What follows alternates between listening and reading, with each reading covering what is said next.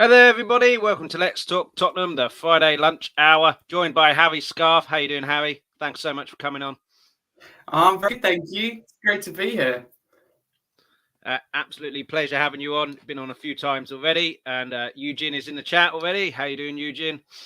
Please hit the like, please hit the subscribe and the notification bell. Share the video as well. Harry's got his own channel, Scarfy Spurs Talk. You can find that link for that in the description, but it'll let you know at the end what you can expect on the channel.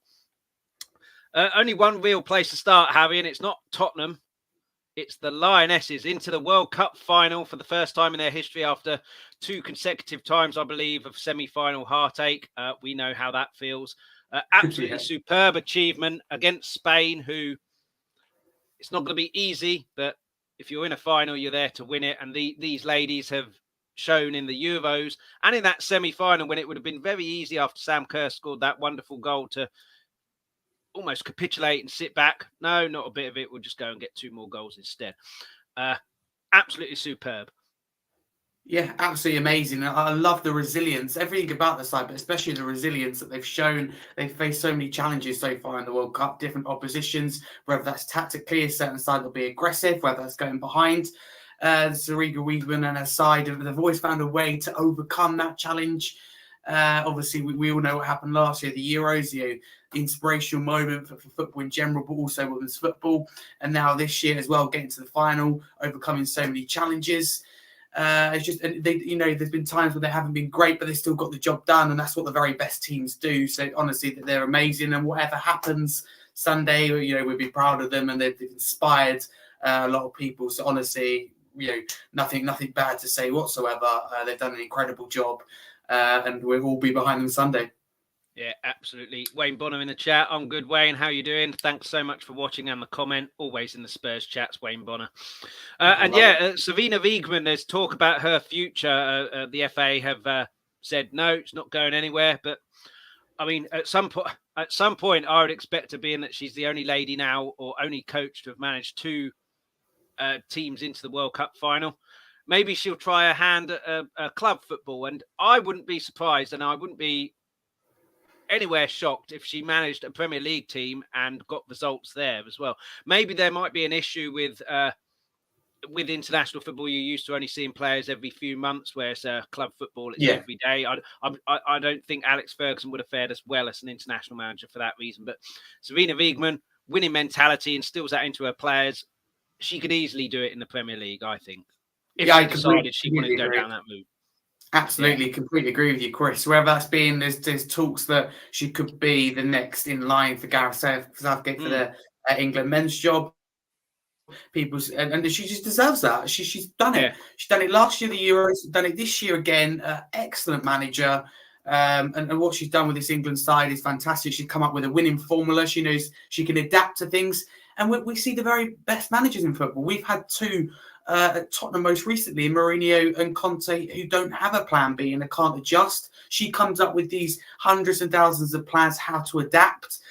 We've seen that, amount of obstacles they've had to overcome and override. So far in the World Cup, it's been loads, but every single one they've managed to overcome and win the game. So it's fantastic. She definitely will succeed at a Premier League club. She'll succeed as England men's boss. She deserves that. I can't see where people come from when they say that she doesn't deserve that. She'll fail. I just don't know where people get that from. Her career speaks for herself, and honestly, we're so lucky to have her as the England Lionesses coach at the moment, but she eventually wants to move on. She's not someone that tends to stick around for absolutely the length that the likes of Ferguson and Wenger did back in the day. So she will probably move on at some point, but she definitely want to win the World Cup first. Yeah, absolutely. Wayne Bonner, it's going to be a cracking final Sunday. England have their hands full, as Spain, for me, have played the best football in the tournament. But like Harry said, we've just found a way to get things over the line. And Ian in the chat, how you doing, Ian? But yeah, I'd love to see her in the Premier League at some point, or taking over from Gareth Southgate. It's the next evolution of the women's game. The women's game has gone leaps and bounds. The Euros then took it to another level. If we can win the World Cup, I mean, even if we don't win the World Cup, the fact that we're in a final can take it to even greater levels. You've seen, I think 80,000 was one of the Women's Super League attendances, which incredible. on par, even better than most of the men's football as well. And yeah. People saying she doesn't deserve a chance as England manager. She's won a damn sight lot more than other people who have had their go at that. Oh, yeah. I'll give her a go. But yeah, I'd love to see that. Whether it will happen, it's all up to, she's earned the right to be able to pick and choose what she wants to do. Stay on, go somewhere else. And let's just hope they can win, because it would be absolutely fantastic. A World Cup final. We've waited, I don't know, almost 60 years now. Almost 60 years for. Amazing. Yeah. I've never seen a World Cup final with England in it, ever. There you go. Despite the look of my withered age. Right, okay. Let's move on from one team with winning mentality to another team that don't seem to have one. We've lost our captain. Who is replacing him for you? Richarlison was tasked with that against Brentford. It's a new system. 2 days before the first game, we lose our main striker, who is the pivotal person in our team. Richarlison got given that responsibility. We're linked with Gift Orban. I'm sure we'll be linked with someone else. We've been linked with Lukaku. For you, how do you go about replacing Harry? Obviously, you can't replace Harry Kane, but how do you go about filling that void that he's left and trying to get results and trying to get the goals that he got last? Yeah, definitely. That's the all-important question. And Postecoglou is the one I feel sorry for this, because he says that they plan for it. But you don't play someone all through pre-season as your captain. Then you've got to pick a new captain, which we saw because of the delay we had. Surely couldn't have been planned.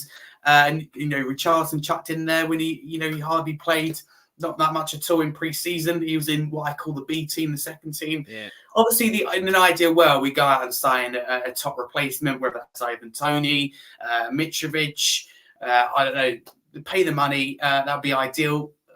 I can't see us signing anybody, because I can see Levy turn around and go in, look, I spent nearly 60 million on the striker that you've got on your bench. I brought you in to trust the youth in the likes of Dane Scarlett and Troy Parrott. Son can play there, play as a false nine. That's what you turn around and say. But for Harry Kane's sake, obviously I can completely understand that he's left. I think he's been personally let down for a long while, and I think his decision was made before Postecoglou came in, the likes of Maddison came in. But we've actually got now an attacking system where he'll get loads more goals. I mean, he scored plenty of goals in a defensive system. Can you imagine how many he scores with the likes of Maddison as well coming in? We finally got a creative midfielder in Maddison. He will score as many goals probably as Haaland, and that is saying something. I think, 30 league goals last season, he would have scored loads, but at the same time, you can understand what he's done. We've been linked to Gift Orban. I'm not going to lie, I haven't watched him. What I've seen looks good. The price tag isn't too bad. But obviously, you've got the more profile players in the likes of Toney, Mitrovic, but they're going to demand a lot. They know we've got pretty much 100 million sitting there ready to spend. They're not going to let them go for 20 million. Fulham will probably hold out for a good 40, 50 million in Mitrovic, and probably alike with Ivan Toney as well. We see we're linked to the likes of Balogun as well. There's going to be exactly the same situation. Can Richarlison do it? That's a big question. Well, in the system, he's going to be provided with lots of chances. So only time will tell. But I think we score goals, regardless if we get a strike or not, just purely on the fact that we brought Maddison in, and we've seen some of his creativity. Anyone can get on the end of his crosses and have a good chance of scoring. The way we play with high fullbacks as well, whether it's a Doki, whether it's Porro or Emerson down the right, and inverted wingers, if you like, wingers in Son, Kulusevski, got Solomon Perisic on the bench. So I do think we score goals. Obviously, ideally, you want to replace them, but I can't see it happening. There's certainly not one lined up, because it would have been announced by now. Yeah, I think the goals will be more spread out. So 30 goals will be scored again, but just not by one person, I think. And with Ivan Toney, I think we'll get him in January, possibly for cup fights, maybe not because of his ban that he's still got. I think it's like mid-end January his ban ends, I think. And he hasn't got long on his contract, so it won't be a lot. Yeah, I mean, he'd be a good replacement. Obviously, if he starts betting again and gets banned again, then that's really poor from him and probably for us. But I agree with Wayne. Wayne's put a comment in. Stick with Richarlison. Needs to build his confidence and develop an understanding with Maddison, as well as the team adapting to a new style. I think Richarlison is one goal away from a big confidence boost. You saw him in pre-season. I can't remember who was it against when he scored the hat-trick. The third goal, drawing the keeper out, dinking it over him as soon as he'd gone to ground. Confident striker doesn't do that. Confident striker tries to blast that or just make sure. Yeah. So I think he's And we saw elements of when Maddison got the ball, he was on his bike already. Very similar to how Son was when Kane got the ball and turned round. He was already on his bike. So, and in terms of Kane playing in pre-season, I can only assume that's because we were trying to make money there in Singapore, and no one's going to come and watch Spurs if Harry Kane's in your book and he's not playing. So I can only assume that's why. But and that must be the only reason. And Son, Ian says, sorry, Son inside, Porro right, Solomon's left. System needs pace up front. And Maddison is huge. It's just a bit of a shame we got him about 5 years too late. Absolutely fantastic. And this guy is our key as well, Basuma, man of the match against Brentford. We're seeing the Basuma that we saw at Brighton when he marked Kane out of the game when we lost 1-0. The Basuma that got to a player of the years for Brighton. He's allowed to play, which listen, Conte is a world-class manager. You don't get his CV without being a good manager, but he stifled him, I think, and a lot of our other players as well. And Basuma could be, I almost said a signing of the summer there. He isn't a signing, but it's almost like a new signing. Feels like it. Come to Maddison in a second, but Basuma, unbelievable. Could be our new Dembele. I'm not saying he's as good as Dembele before people jump down my throat, but hold the ball. He can do everything in midfield really well. And if we can get the Basuma that we saw at Brighton, we've got a player. Absolutely, we will definitely have a player, and we're seeing it. The Basuma we saw against Brentford is the player that we signed for an absolute bargain, and I still think that it feels like a new signing. And I'm glad you brought that up. And you've got all this ridiculous money being spent on Mount, on Havertz, and we signed Basuma for pretty much half the price. Yeah. It could really work out this year. Obviously, yes, I think he was stifled under Conte, suffered from injury problems. System just didn't suit him. Let's face it, it wasn't the right manager for him. Right now, he's got the freedom of the park. He's got one of the best, for me, creative players you can get right now in James Maddison. When Bentancur comes back as well, think of those three in midfield. Forget defensively for a minute, and we're worried about not scoring goals without Kane. I mean, there's creativity right there for you. We've gone from Hojberg and Skipp to Maddison, Basuma, and Bentancur, and he's back. For me, that just says everything about Ange Postecoglou and the complete contrast in style change. He can be a special player. He keeps the ball really well. We saw his confidence against Brentford. That's one thing we didn't see last season. I thought last season he was a man who couldn't wait to get rid of the ball. He wouldn't keep the ball for too long, was afraid pretty much to take on a player. He showed that. Sometimes he spent too long on the ball. But I don't mind that because the confidence is there. He's willing to take on players. And I think that one thing we will see as games go on is him starting taking shots from outside the box, because if this is still the Basuma we've got from Brighton, he does have a shot on him and he will score a goal. We saw Emerson do it against Brentford. Wouldn't surprise me if Basuma done similar in the coming games and months. It feels like a new sign-in, top player. And I still think it can be an absolute bargain, but he's got the right manager in the right system. So I can't wait to see him. Yeah, absolutely. And just on what we were talking about earlier, I'd definitely play Porro Solomon in place of Kulu, says Wayne. We'll come on to Kulu a bit later on, but from one almost new signing to a new signing, James Maddison, unbelievable. What I loved, especially, not just how he plays football and what he does and his passing range. It was after the game on Match of the Day where Jonathan Pearce said to him, "You've got number 10, big number." And he joked saying, "It's not that big, it's only on a shirt." He's got that jokiness around him, but it's what he said next. Yeah. I want that responsibility. People say he's not a leader because he got relegated, but, people don't say that about Rio Ferdinand, who got relegated with West Ham. They say he's a leader. James Maddison is a leader. He wants that responsibility. You saw him against Brentford, always wanting the ball wherever he was. Yeah, we've seen a lot of players in recent years, certainly under Conte and Mourinho, in that midfield area and up front and other areas, kind of hiding. I don't want the ball. I don't want a mistake. I'll get in trouble.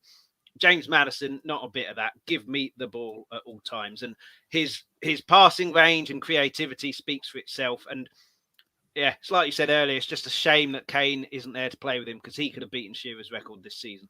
But James Maddison is going to be our key. Hopefully his injury problems that he had at Leicester, that's one of the reasons they went down as well. He was injured for quite a chunk of the season, but he still managed double figures in assists, I think, which is crazy.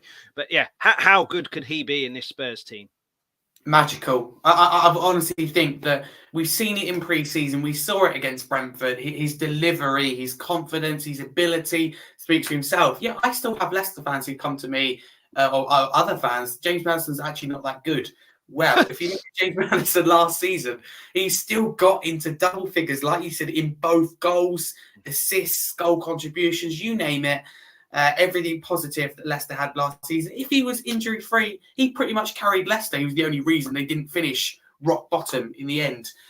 He honestly, he's a magical player. I'm going to put it out here. I think he's a signing of the summer. I don't think Kane to Bayern. I don't think anyone gets close because Kane's obviously a big profile player, but in terms of what he offers to Bayern, for me, compared to what Maddison now offers to Tottenham with creativity, completely transforms the midfield. I don't think anyone gets close. I know I'd much rather have Maddison over Mount, over Havertz. Even over Caicedo, to be honest with you, you can't kind of compare them to a slightly different position. But when you see us getting Maddison for 40 million, and this is where I will give credit to where credit is due to Levy and the board. Yes, we may have not signed him if we stayed up, but we've got him for 40 million.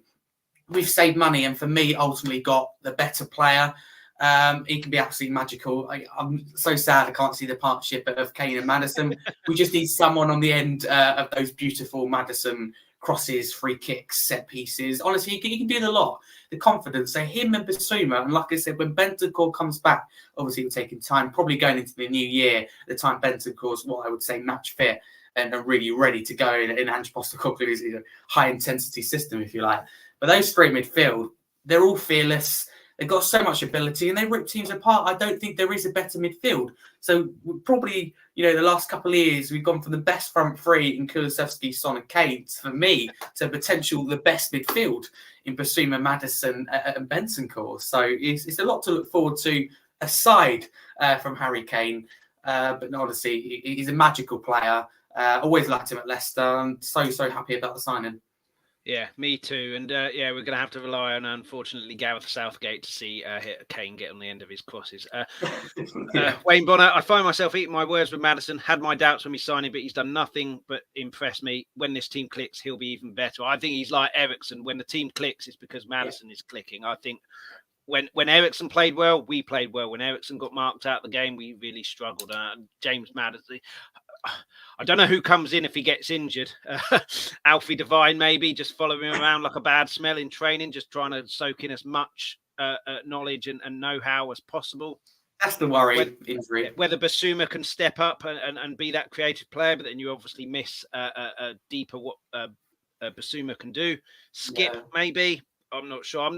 Still not really sure what kind of midfielder Skipp is, whether he's a Hojberg type, whether he's a Dele Alli, a Frank Lampard type, box to box, whether he's a creator. Where do you see Harry Skipp? I don't see. It's not jumping out at me what kind of midfielder he is. Listen, I love Skipp, but he doesn't appear to me as someone who has that, I don't know, a necessarily natural ability. Let's use James Maddison, for example. He blows you away. His ability where he stands out from the rest is his set pieces, his confidence to take on players. You just don't. There isn't many players like that. Not many players get close to him. But whereas Skipp, he keeps the ball well, passes side to side. If you want someone to maybe see out the game, keep the ball, but he's not your creative midfielder.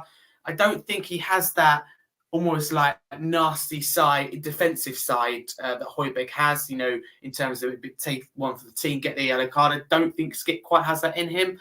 But maybe you want to see out a game, keep the ball, Skipp comes on. I don't personally, lots of people jump on this, but I don't personally think he suits the system. But it is early days. I saw against Brentford. He just almost, for me, looked like the odd one out, not quite sure what to do, and just kept the ball. Because it keeps everyone happy, not doing anything wrong. He was the only one who wasn't willing to take a risk. Got Basuma and Maddison, who wanted to take on the whole Brentford team, but Skipp was happy to keep the ball and knock it about.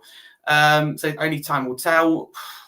I mean, he's got to decide. He's not getting any younger. He needs to decide what he wants to do, whether he sees his future at Tottenham or not. But we've got a lot of midfielders. If Hojberg doesn't go, then Skipp may be looking, I don't know, January, etc., to move elsewhere because he wants to be somewhere he can get first-team football. He probably can with Tottenham over time. He's been hailed by top managers such as Mourinho, such as Conte. But he needs to adapt to this new system. Otherwise, same with Hojberg. If they can't adapt, then they're going to have to go because neither of them are used to the system. So Skipp will need time, but he doesn't stand out to me as that special player. Yeah, I think he's quite an intelligent player, so I think he could probably adapt to different systems. But yeah, I like Skipp. But yeah, Ian says it's not unreasonable to give the team until Christmas to click. Cup win surely is within the team's capability. No Europe. If we're in with a cup run, there's no excuse to not play. This is our best chance. Yeah, it's Saturday to Saturday. It's not Saturday to Wednesday to Saturday. There's no excuse to play in the top team if we're in a cup run. And Wayne Bonner says, Skipp to me seems like a midfielder who'll knuckle down and do the job he's given. He's a good player, but he's not fully developed yet. I'd choose Sarr every time. I mean, Sarr looks a player. I have to admit that he's not getting in ahead of Basuma and Maddison at the moment. But, long season. From what I saw, he's very good. Yeah, and one player that's been mentioned, we'll come back to him. I said we'll come back to him, Kulu. When we first signed him, that first 6 months, blew everyone away, was part of the best front three, probably in Europe. Yeah, definitely. Last season, started off on fire. I don't think the system suited him last year either. What I really don't understand is under Conte, we were free-flowing and attacking and scoring goals. And then under Conte, the next season, we were completely stifled. And I mean, I understand that, the defense isn't that great, so we're conceding goals. So you've got to shore that up. But we got 27 points out of 33 in the last 11 games with that same defense, and it's incredible. Like I said to you off air, you're more likely to win if you go and attack teams, and that's what it looks like. We're gonna have a couple of stinkers and a couple of Man City will be looking at filling their boots. But yeah, Kulu has gone off the boil. The same people who were sort of like raving about him in the first 6 months are now saying he's rubbish. He's only 23. Every player has a bad spell. Harry Kane had a bad spell. Obviously, it only lasted a month because it was in August. And the season he was linked with Man City.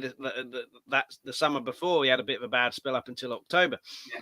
But yeah, I don't have any fears about Kulusevski. And the fact that we've got Solomon there, the fact that we've got other players there, you need that competition to kind of get people to buck their ideas up.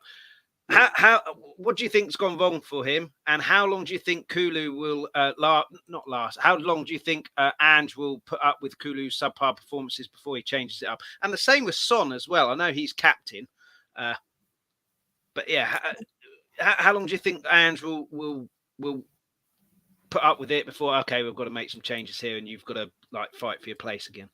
I think he'll be thinking about it this weekend because Ange is a manager who demands a lot. He doesn't necessarily put the pressures on the team, but he puts, as a team as a whole, including himself, there's a high pressure there. He wants to succeed. I don't think he's someone who's going to give you 15 games if you don't perform. He's still in the team.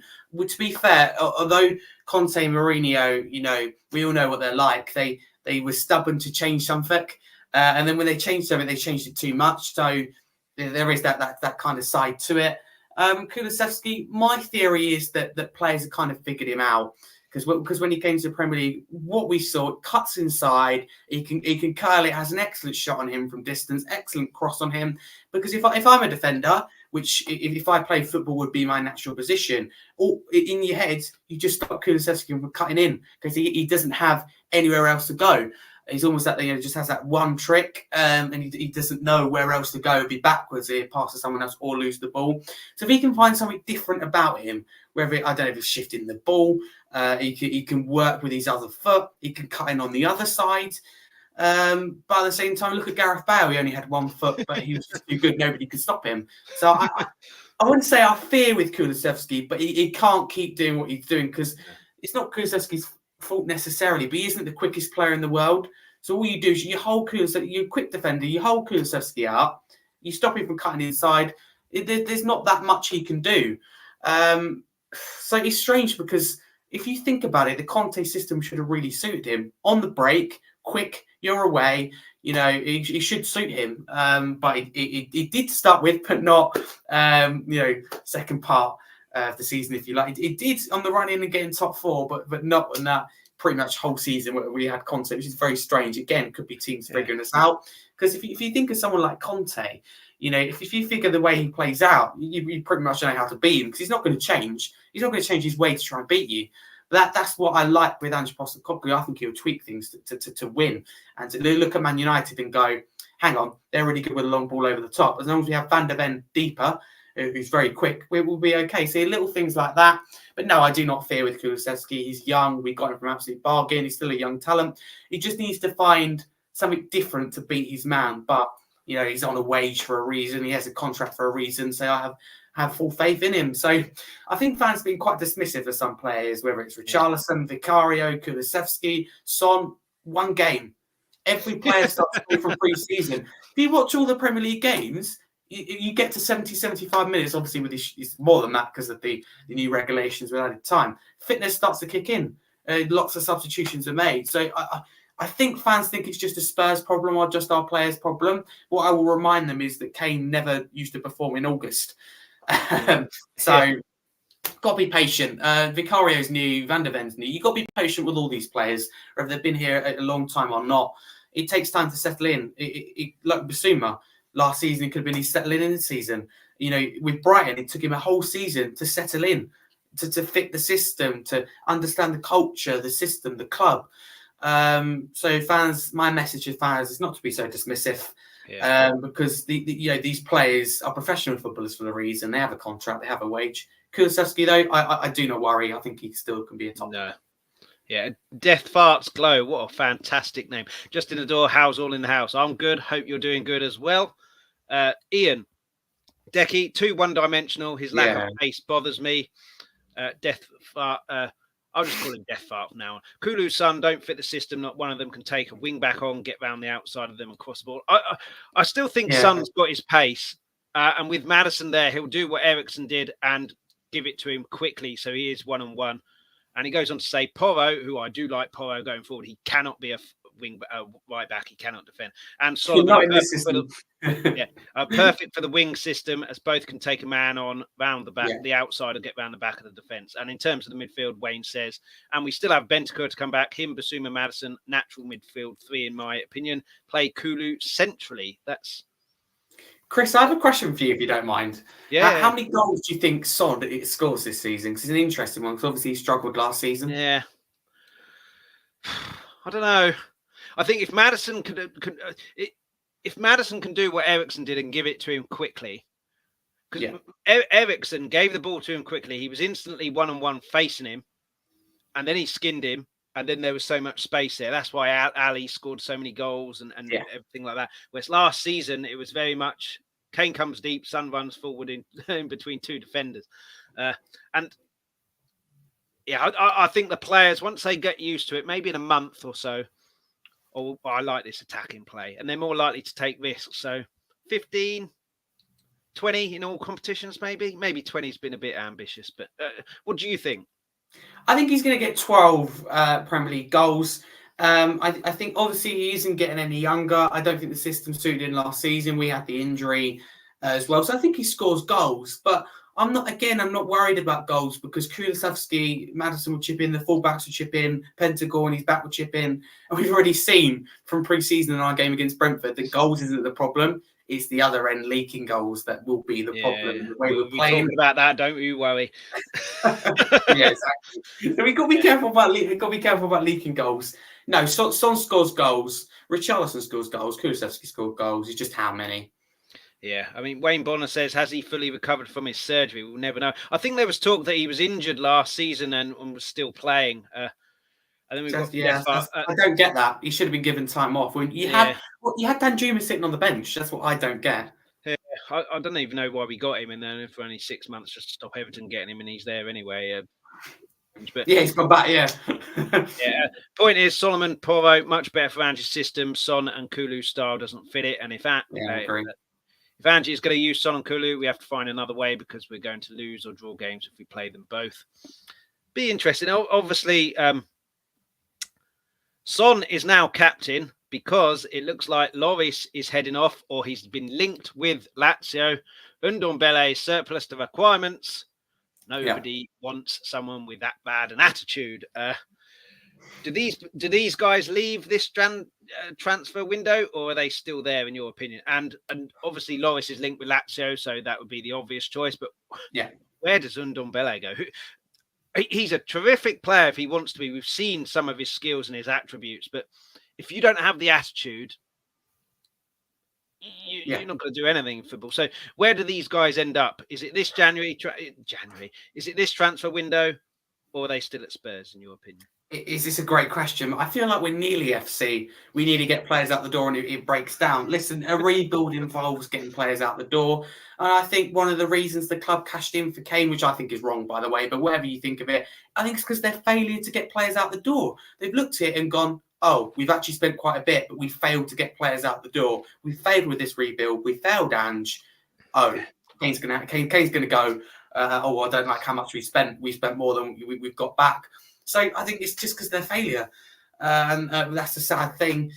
We need to get players out the door, absolutely. For me, this window, I still think 5, 6, maybe 7 players need to go out the door. 2 of them in the Ndombele and Lloris. Who are the other 4 or 5? Oh, great questions. You said the number. You made a odd movement back there, I'm afraid. Yeah, true. Sessegnon, I think when you've helped him with his recovery, I think it's time to go. Reguilon, for me, doesn't suit the system, has to go. Spence, whether it's a loan to buy, permanent buy, we've just got 2 options in that position. I just can't see him. See him fitting in. Spence is another one who allegedly has got a real attitude problem as well. Yeah, that is a slight worry. That's true. You want him out the door, which again, why the hell are we buying him? I don't know. And obviously you've got Lloris and Ndombele. I personally like Hojberg, but the amount of midfielders we've got doesn't suit the system. If you put it this way, get 40 million for Hojberg, then you cash in on him. You just do. So they're the players who probably would for me go out the door. But look at the amount, look at the quantity we have, defenders, but especially fullbacks. We just don't have the quality. Oh, and players I did mention, I forgot to mention Tanganga and Dier as well. So there's loads of players that I'll be looking to get out the door because we've got 39 players. For me, I'll be looking to get that down to 30. Yeah. 39. What do you make of Dier? Because he's very much like Marmite. Either he's the worst player and should never be a footballer in the first place to some fans, and others saying, I don't mind him. I quite like Dier as a person. As a footballer, though, for Tottenham and what we want to achieve, unfortunately, as a defender, he's just not good enough. But as a person, I don't mind him at all. What do you think of Dier? Yeah, listen, I'm going to call out some fans here because some of the hate, I've seen things recent days, a hashtag against Dier, even as stupid as a protest against Dier. What I will say is Eric Dier is a professional footballer for a reason. He was liked by top managers like Mourinho and Conte. If someone, who hasn't made it as a professional footballer and sits on Twitter all day, wants to judge Mourinho and Conte, who are serial winners and proven managers, and judge Eric Dier, who's a millionaire, he's a footballer, he's on a contract for a reason, he's in the England team, he's in the Tottenham team. Then fair play. Someone on minimum wage wants to question him, go for it. But Dier's a professional footballer for a reason. Some of the hate he's got is just wrong. But he's not for me. He's not. He doesn't have the ability. He's not. Let's say he's a centre back. He doesn't have the ability of Van Dijk, Romero, even Van de Ven, or any other top centre back. But he has the right attitude. He always is willing to improve, and he's not the human being that deserves the criticism from the fans. I hold my hands up. Ndombele, Spence, with their attitude issues, I get it because they're not showing the love for the badge and their attitude is wrong. But for someone in Dier who isn't fantastic, bless him, but always wants to improve, has the right attitude, the commitment. That's why Mourinho and Conte liked him. He gave 110%. I would still be thinking about keeping it in and around the squad because he apparently helps people settle in. He's a good squad player. He's positive energy from everything I hear and see. But just some of the criticism from people who aren't footballers and haven't made it is just odd. Put it that way. I've got no problem with him staying there if he's like 4th or 5th pick for the defence. If he's 1st or 2nd, I think we've got problems because certainly from speaking to Ian, who lives in Scotland, followed Celtic a lot and Ange's system, it requires pace at the back. Ian will let me know if that's incorrect. We have that now. But Eric Dier does not have pace at all. And when he had his operation under Poch, appendicitis, I think it was. He had his appendix removed. He's never really been the same there since. But yeah, I agree. His attitude got nothing against his attitude and his wanting to stay at Spurs. You always say you want players who want to play for the badge. He does, but he's just, unfortunately, if we want to achieve things, he's just not good enough to be a starter, in my opinion, anyway. Then we come on to a defender who is Romero's situation. The talk that I've seen is that the concussion protocol, he won't be playing against Man United because he's got to have 6 days recovery. I think it was. We played Sunday. This is Saturday. What I loved about Postecoglou is not that Romero had to come off, but the fact that he wanted to stay on and Postecoglou's get off the pitch now. And under Mourinho and Conte, it was almost looked like to me the players were scared of them, of making a mistake, and there'd be huge repercussions. Whereas Postecoglou looks to me a nice guy, gets on with the players. Do not cross me though. Yeah, don't mess with me. Don't play with me. And as soon as he said get off the pitch, Romero, okay, I'll come off the pitch. And that respect there, that authority there, fantastic. Unfortunately, it was unfortunate for him to come off, but then Sanchez came on, and against Barcelona, he was superb, and he didn't really do anything wrong apart from a few rash challenges against Brentford. But again, with Sanchez, we've seen this before: 1 good game, 3 terrible ones; 1 good game, 4 terrible ones. So he'd be the obvious one to come in. But do you think Romero will play? And if not, who do you think will come in? And if he doesn't play, how do you think that's going to affect us defensively in this game against United? Obviously, we want Romero. We got to think about the player's sake, but for the team's sake, you want Romero in there. I mean, I don't think I have to sit here and explain that when Romero's in the team that we defend better. We've seen that. He's definitely our best defender. At least he's got Van der Ven in now. That's all I would say. So it'll probably be Sanchez that will come in for him. Do I think he will play?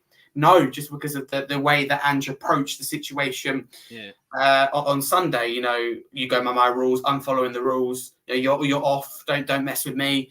So I think he'll stick by that. And fair play to him for that. It's obviously not the news us Spurs fans want to play, but he's thinking about the player.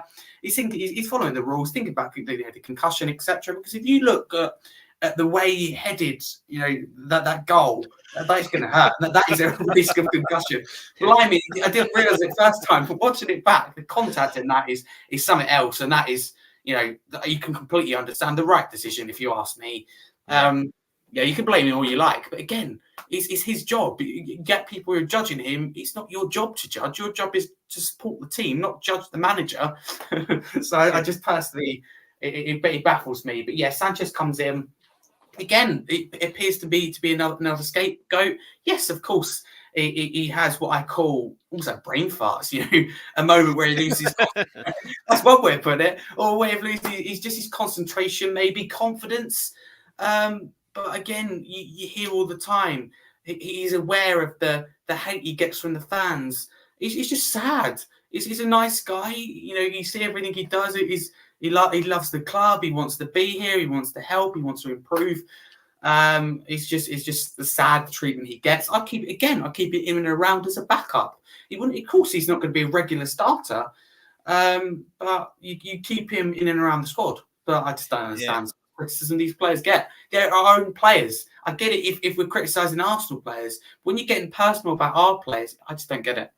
No, yeah, and a couple of comments. Basuma's only on 50 grand a week, so he'll be asking for a rise next season or will be handing the transfer request. Imagine how good Basuma is and Sanchez, 10 grand more than him. And it's shocking that Bentancur's on 75 grand a week, Ben Davies and Eric Dier on more wages than him. If you offered me 75 grand a week, you would not have any hands left.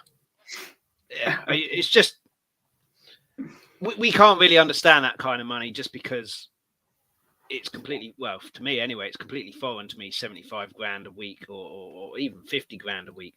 I can't imagine it.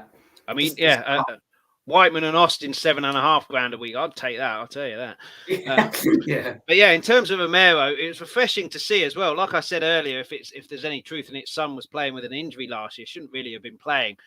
Romero shouldn't be playing if he's got a concussion. Okay, fine. I'm not playing him. It's refreshing to see that there's someone who's caring for the players. Obviously, concussion is a lot more in the news and mainstream than an injury, maybe. But one player who did get a lot of hate, still gets a little bit of it, but he's turning that round. Delighted for him. Emerson, fantastic goal. Like you said with Dier, the attitude. He spent all this money to try and get better. He never complains. Completely the correct attitude. And compared to what we're hearing from Spence and Ndombele, complete polar opposite on that one. Maybe have found the system for him with the inverted fullback. He got skinned a couple of times by Rico Henry. I assume with Angie's system, because it's far more focused on attacking, there's not the focus on Kulu and Son getting back to help, although Son did give away the penalty coming back and help. But yeah, I really like Emerson. Nothing wrong with his attitude. His crossing needs to be better. Again, fight Alfie Devine for rights to hang around with James Maddison there. He can teach you how to cross. And the shot, the confidence to have that shot for someone who's not really known as a goal scorer. I think it was Leeds last year where he went through on goal and put it away like Harry Kane. No lacking in confidence. Absolutely delighted for him. But he's the only real fullback I think we've got on that side. And on the left side, we've got Udogie. You mentioned a few players going. I worry about the cover for fullback because Porro isn't a fullback. He can't defend. Reguilon, about the same. Perisic can, but he's far better going forward. Sessegnon's always injured. Jed Spence has an attitude problem. So I don't really know what we do. Ben Davies is there as a left back as well, but got so many in that position. Yeah. But Emerson, absolutely fantastic. And what do you think of the fullback situation? Are we light there on not personnel, but players who can actually play there? Porro cannot play there. Well, yeah, exactly. Just start with Emerson. I'm absolutely delighted for him. Like you said, Chris, his attitude is spot on. We're talking about a guy who spent close to $1 million during lockdown in improving his own defending. He's aware of that he wasn't a fan's favourite. He wanted to improve. He wanted to keep going. He's always showed that attitude. And against Brentford, the only one to have the confidence to take the shot on. So that says something. And he scored. So no, I'm delighted for him because lots of fans doubted him, including myself. And but even the extreme in that, some people hated him, some people booed him. And now he's what I would say pretty much one of the fans' favourites, which is great to see for him personally. So I'm delighted with that. With our full-back situation, we've got the quantity, just not the quality. We've got far too many what I call left-back and left-wing backs. Let's just think at the moment, people who can play in that left-back position, whether they're a natural person, for that position or not, they can still play there. You've got Perisic, you've got Udogie, you've got Reguilon, you've got Sessegnon, you've got Davis. That's 5. I don't know any other team that has 5 options. It's great. It's not great for the wage. It's not great to get people out the door. It's not great to bring people in when you've got let's say Ange Postecoglou turns around to Daniel Levy and goes, "I want a new top quality left back." You go, "You've got 5." So unless we move players on, you can't bring any kind of player in any position like that So for me, Sessegnon, you get him through the recovery, you bring him out because he's just his injury problems. I just don't think he personally makes it. Perisic, you can move to left wing. That's that position gone. You still got Davis, Udogie, and Reguilon. Reguilon doesn't really suit the system. At least 1 or 2 out of those, probably let's say 1 out of those 3, they have to go. Or 2 out of the 5, let's say they have to go. You don't want to be going into the season with what you've got 5 on the left and 3 on the right. It's great to have the options. We haven't got the quality. You have to keep leaving players out. Then they get upset. Then stories break into the team, unsettles the team. It's just like a chain. So combined in both fullback positions, I would say we need to get rid of 3 or 4 personally. But we're just not doing that. And sadly, people say that, what's the point in ripping up contracts? But sometimes you have to show a bit of ambition. Act like a big club. If players aren't moving on, refusing to go, can't sell them, you rip up their contract because they're taking up the space. At the end of the day, they have to go. If Ndombele has an attitude issue, obviously the club will lose a lot of money on it. Tear his contract out. That will show him. You're at our club. We pay you, and you're showing the wrong attitude. Gone. But with Ndombele, the amount of money that we're set to lose on him is dreadful. That's probably one of the worst things Daniel Levy's done. Can you imagine? There's a businessman. He's making a huge loss. He's not going to like that, is he? It's not something he's going to be mentioned in his Cambridge interview anytime soon. But with our fullback situation, we should get players out the door. Yeah, God knows who scouted Ndombele. It wasn't very good scouting. I think we kind of bought him because a lot of Europe's top teams are after him, and we bought him to stop them getting him. But yeah, Levy will deny it, but he thought he was the Eriksen replacement. Then he tried with Lo Celso, but also, so far failed. I like what we've seen. He's taken a lot longer than he would have hoped. Ndombele has the ability. It's his attitude. It's such a shame because he has the ability. You talk about top players in this league, in similar to his position in De Bruyne and Fernandes, even like the likes of Maddison. I think he's surpassed them with his ability, but I don't get it. He's a millionaire. He's a footballer. You're playing for Tottenham Hotspur Football Club. Surely, I just don't get how you don't have the right attitude. And you know, I don't know if you saw, Chris, but it released today the numbers of the squad. Everyone had a happy face, but Tango Ndombele, who looked like he didn't want to be there. He looked like he was in a prison and really, really didn't want to be there. That just says something for me. Ndombele's prime. You know, he's having a great time at Tottenham Hotspur. I just don't get it. Don't get it at all. No, I agree with you. You know, we make all of this money. Just get out of our club. We don't care anymore. We'll take the hit. You don't want to be here. Postecoglou, I'm sure, will relate to this. I think you say this. If there's players that don't want to play for me, don't be here. And that looks like Ndombele and Spence don't want to be here. Go. You're not welcome here. Yeah, I agree. Won't happen though. Levy won't allow that. But, a couple of comments from Death Arts Glow here. Royal was beat for pace. Surprised Ange didn't switch Udogie to play Royal's position to cope with the pace of the Brentford winger. That was Rico Henry. Maybe Rico Henry is quicker than we anticipated, but he's got to be in contention for the England squad, hasn't he? Rico Henry. Yeah. I mean, what I would say is if you're being beaten a few times there, you've got to make a change, whether that's you as the player saying to Decky, get back, Decky going, okay, he needs help there, or Ange going, okay, change the system slightly, go help him. And on the left side, Son tried to get back once, and I mean, whether you think it's a penalty or not, he got there late. So and Emerson getting grilled on social media because he got beat so easily for the pace for the second goal. What I'd say about the second goal is the guy who ended up scoring. I know it took a deflection, but he had about 5 yards around him of nowhere near him. I don't know who's marking him there. And then we get on to the man. Sorry. Okay. No, I'm just saying, completely agree with you. It wasn't just Emerson. Anyone could have closed him down. Just generally poor defending. Yeah. And come on to Man United now. So he goes on to say, I'm worried for Royal against Rashford as pace and player factor. Needs Sarr to cover for Emerson while Man United hits on the counter. We need a very tall midfielder with long strides to make up ground when we're being hit by Man United on the counter, as I feel Royal is caught for pace. Otherwise, Rashford will rule that wing. And then goes on to say, wouldn't mind being in prison and you're paying me 200 grand a week. Party time. Anthony Herbert. How are you doing, Anthony? Arsenal fan, but check out his channel as well and him on Twitter. What's your score prediction for this game? We'll come to that at the end. You had a good game against Brentford, but I feel Richarlison was lost in that game. Yeah, he'll come good. Okay, so Deathbart has already mentioned Rashford. United's danger men. You cannot rule out Fernandes. Give him time. He'll pick passes. Casemiro obviously scored. They play with fullbacks as well. Luke Shaw. I can't remember who's on the right, to be honest. Wan-Bissaka? Yeah. And Højlund, I think that's his name. Whatever his name, if he's fit. But who are United's danger men for you? For me, it would be Rashford and Fernandes. And I agree with that. They'll be looking at that Brentford game and go, okay, we can beat Royal for pace there. So that, unless Ange or the players fit a system to double up on Rashford down that side, I can see what he says there about Rashford playing a factor. But who are your danger men and how do we stop them? Very good question. I wish I could sit here and answer that. How would you stop them, I should say? This is a good question. But put it this way, Erik ten Hag's going to be sitting here right now, looking at the Romero situation, looking at some of our defending against the Brentford game and rubbing his hands together.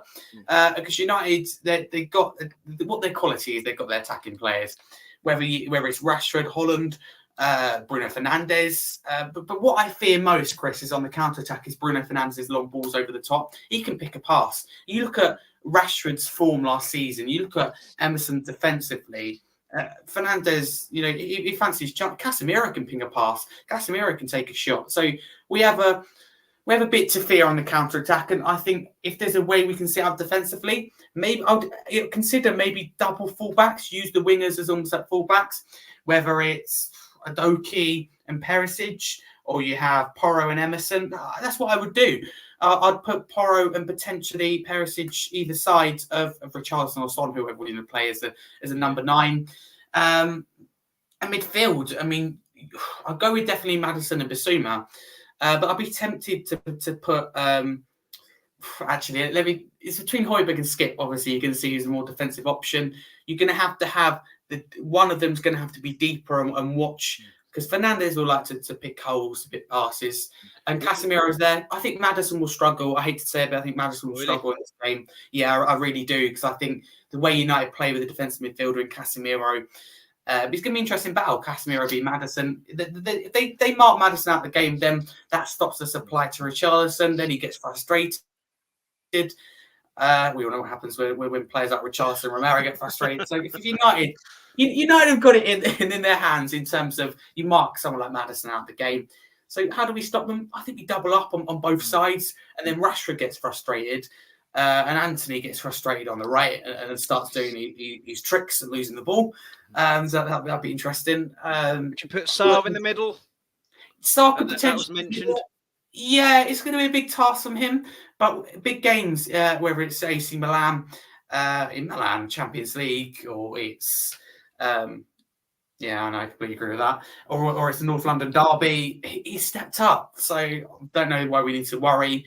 So we need at least one defensive midfielder. We need Kulusevski and Son to track back, but I'll be looking to bring Son and Kulusevski off the bench towards the end, bring their firepower, bring their qualities. So you drop both of those for this game? I would. Yes, I would right now. Yeah, I think so.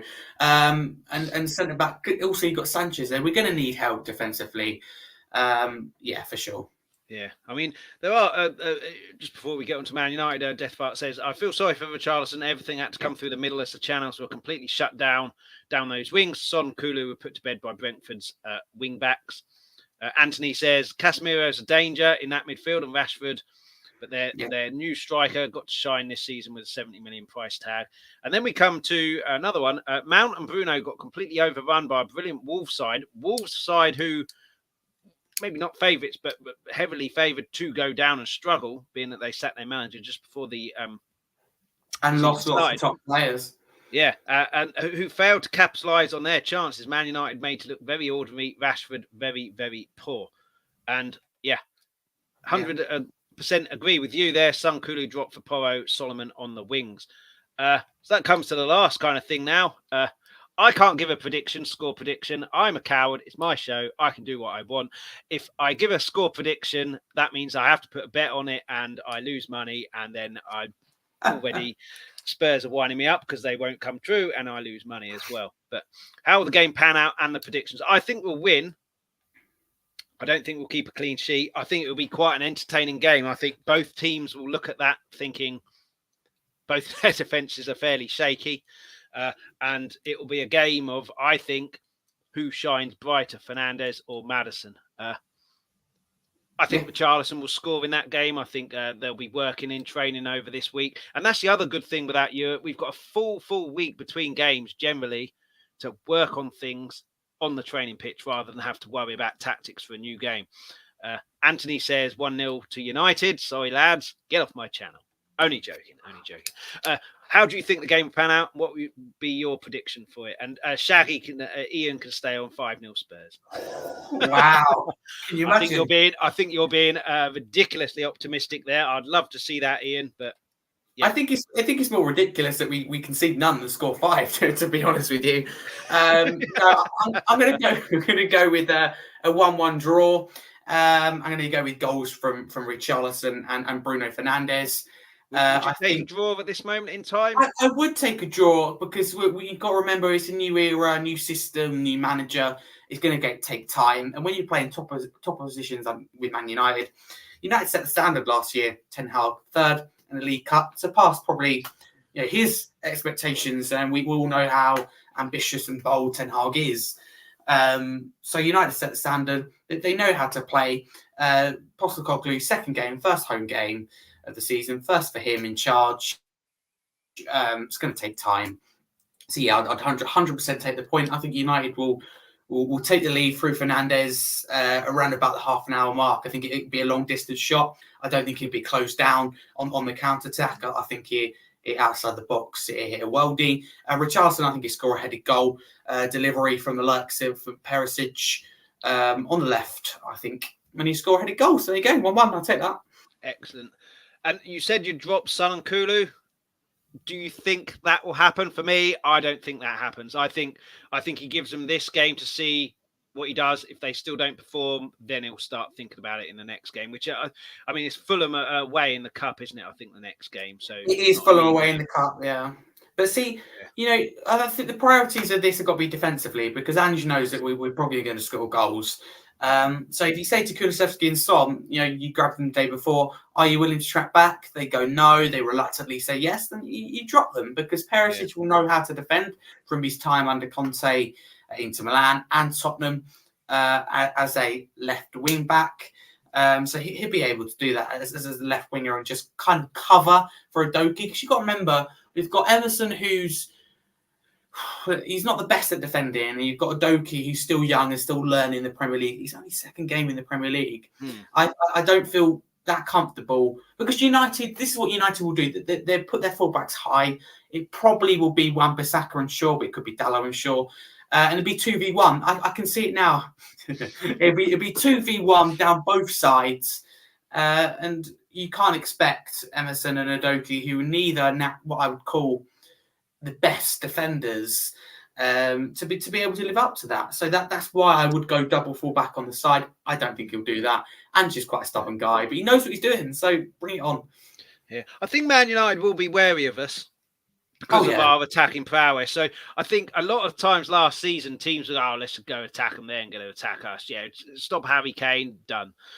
Whereas this season, I think you've got to be a bit careful. If we let Maddison get on the board, if we let Son, Kulu, Solomon, Perisic, Porro, whoever it is, run and give space to Richarlison, they can score goals.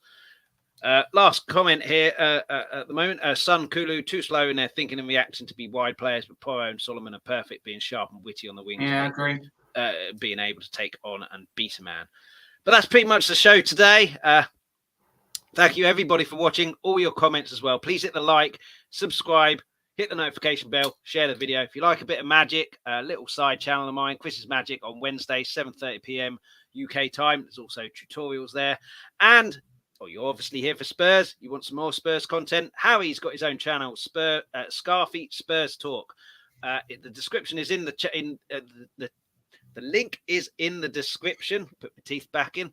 But Harry will let you know what you can expect on your show. Yeah. Firstly, Chris, thank you very much for having me on. Obviously, we were arranging the date. Completely forgot. The other Friday, so that is completely my fault. Pleasure having you on, as always. I do that a lot, but no. In the chat, how you doing, Bobby? Yeah, and thank you to everyone in the chat as well for tuning in. With my channel, Scarfy Spurs Talk, what you can expect at the moment up until the transfer window closes, I do daily Spurs updates with all the kind of Spurs news in and around the club, from a load of different tier 1 sources. Match previews and match reactions are back, and they're here to stay as well. And I have weekly live shows every Monday, 8 p.m. with special guests. If you like Class Word on Spurs, which I know is very popular with the Spurs community, on the 18th of September, I've got Lee McQueen on, and I've got Crackers on a week or two before that, so that's going to be quite exciting. And obviously we do big videos with players we're linked to, players we signed, players that go out the door. I've just released the match preview for the Man United game, and the next 72 hours, there'll be a video on Eberechi Eze, because if people don't know, Lise's committed his long-term future 4 years at Palace. So that opens up an opportunity for Eze to potentially leave. And Tottenham could be linked with him if Hojberg goes out the door. So that's what you can expect. But massive thank you, Chris, and everyone in the chat. So it's very nice to come on once again. I know, pleasure having you on. Welcome as always, anytime. Anthony Herbert, who will be your star player in the game? I would say Maddison. I think everything will go through him. Who do you think, Harry, quickly? Yeah, I'd love to say Maddison. I just think Casemiro will mark him out of the game. I just hate to say it. Who'd be my I think he's still wily enough to be able to get himself into the game. I hope so. I think James Maddison is. I think he's the kind of player that if he's quiet for 10 minutes, all right, I'll try something else. I'll go over there and hang on that guy who's maybe not as defensively minded. Let's hope so. But Casemiro knows what he's doing. He has bags of experience in trophies in the bag. He's faced some of the best players in the world. He marks Messi. He even marked Messi out of the game. He's done it with Ronaldo. He just has this knack of marking the best players out of the game. He's one of the best, if not the best, DM right now, and has been for a while. Basuma, I think, will stand out for me. I think United will solely focus on Maddison, and we'll forget with Basuma. So, yeah, Basuma, I think, is be a good game for him. So he's going to be my star man. It's a good question. Yeah. And last one from Anthony Herbert. Chris, do you fancy doing a quiz? No Ben Thatcher question, I promise. I love a quiz, so anytime you want me to do a quiz, just let me know. The Ben Thatcher one, I had to guess a Spurs player with 10 questions. Okay. I'm the only one on that show to never been able to guess who it was. No. I couldn't think of Ben Thatcher at all. Very embarrassing. But I've got over it now. Can I just say to Anthony in the chat, if he drops his Twitter handle, if he has a Twitter, or X now as it's called, I'll drop him a follow in it. And anyone else who has Twitter, instead of me trying to search for your handle and can't find it. Yeah, it's not X, it's Twitter. I ain't calling it X. Absolutely. No, I don't know. No, it's Twitter. It always has been, always will be. Speaking of that, Harry's, if you want to follow Harry as well, his Twitter handle is also in the description as well. But yeah, that's pretty much it for today. Thank you to everybody who's watched the show. Thank you to everybody who's commented, liked, subscribed, all of that good stuff. Please keep it coming. It's available for podcasts as well. If you wanted to listen to it and you didn't get to listen to it all, that should be in about half hour or so. Spotify, wherever you get your podcasts. And thanks again to Harry. Pleasure having you on. Always a pleasure having you on. I'm on Harry's show, I think. I assume I am. Harry may have changed his mind. But in a couple of weeks in the international break, I believe. Is it the 11th of September? It's something like that. It's the international break, Yeah, I booked you in. I won't forget, don't worry. Yeah, excellent. Really looking forward to that. As I am this game, entertainment, attacking football. We will score goals. Yeah, I'm really looking forward to it. Whether that's the case in about 48 hours, we shall see. But yeah, please hit like, subscribe, notification bell on all three of those channels. Let's Talk Tottenham, Chris's Magic, Scarfy Spurs Talk. And come on, you Spurs. Come on, you Spurs. Thanks so much for watching. For everybody who joined in the live chat and added comments, before you go, please leave a like and hit the subscribe button if you haven't already. Also, please hit that notification bell. That'll give you a notification every time we're about to go live, and it's all completely free. For those who missed the live show, you can catch this whenever you want on Let's Talk Tottenham's YouTube channel. Please also hit the like, subscribe and notification bell, and everybody please leave feedback, comments, suggestions in the comments section on the YouTube videos. For those of you who listen to the audio podcast, thank you so much for listening. Anyone who wants that audio podcast, you can pick that up wherever you get your podcast from. We're back Mondays 7:30pm UK time and Fridays 12:30pm UK time. Alternatively, if you go to Twitter @LTalkTottenham, Instagram Let's Talk Tottenham Podcast, you can find all the information there. Anyone who wants something a little bit different, also do a magic show. So I do one trick a week, which drops Wednesday 7:30pm UK time. Chris's Magic on YouTube is where you'll find that. But in the meantime,